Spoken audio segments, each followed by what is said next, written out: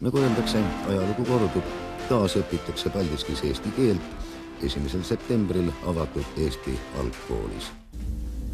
Paldiski on olnud juba üle 50 aasta linnaks, kus tõrjuti välja nii eesti keel kui eesti meel.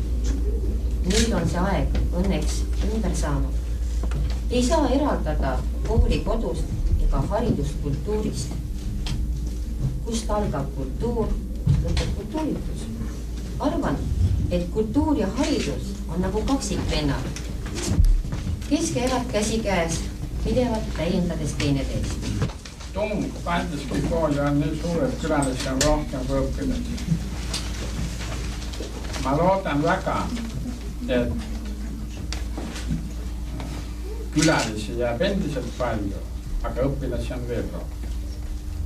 Sellepärast, et Paldiski asub erakordselt ilusas kohas, tänane päike rõhutab seda eriti. Ja teiseks sellepärast, et eestlane on nii hästi ühtlasi maarahvas kui ka rannarahvas. Ja Paldiski on rannalinn.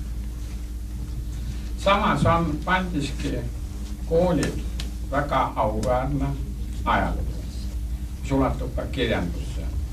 Eraldi tahaksin ma siinkohal esile tõsta seda, et see koolimaja, kus te praegu viibite, on nii ilus sellepärast, et tema senised valvejad on ta väga ilusasti ka üle andnud. Ja mul on tõesti väga hea meel, et Paldiski Eesti algkool algab tõesti 1. klassist. Sellepärast, et kui on esimene, siis on ka kõik teised ja ma soovisin väga, et kõiki neid teisi klasse ka saaksime koolidega näha.